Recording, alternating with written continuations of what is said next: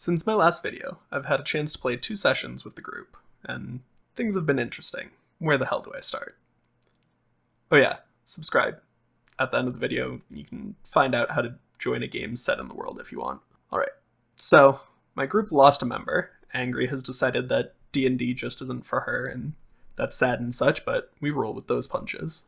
I'm currently looking for a player or two to replace her, and that's a whole ordeal in and of itself. Returning to where the adventurers left off, the players approached their burnt down town and found their dead friends and family, who were all poisoned by a bad improv choice on my part. We aren't going to talk about that. Everyone in the town was dead, including Misha, aka Twink's parents. She's not been doing too well since then, but later that day, they sought refuge in a farmer's abode to the south. They slept there and returned to the town the next morning, holding a small ceremony for the dead. Following that, it took them around 2 days to get to the next town along the road. Things were mainly uneventful besides a baby green dragon that they decided, for the better, not to interact with. They arrived at the town of Xentrae, a mainly half-elven city.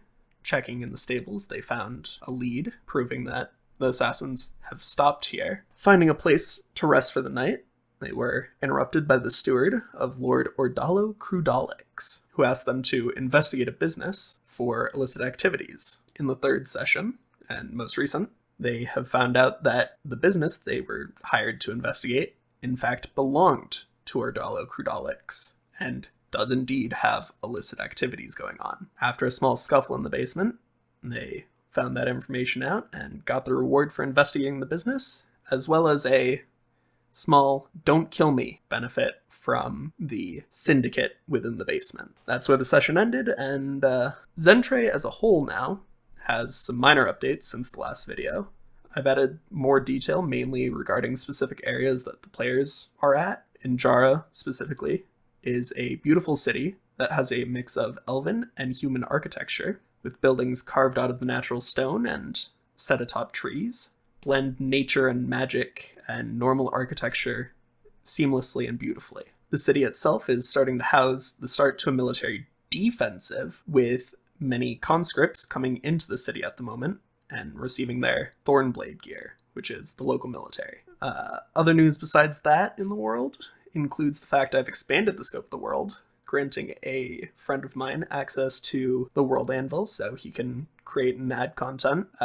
He's currently focusing on a continent that has gunpowder more than magic. He hopes to explore the effects of gunpowder in a magic world, with guns being the great equalizer between magic and peasants. I'm excited to join games in that continent and explore it more in some videos. On to other more interesting things, I'm going to start hosting a play-by-post game for patrons set in the capital of Veridana.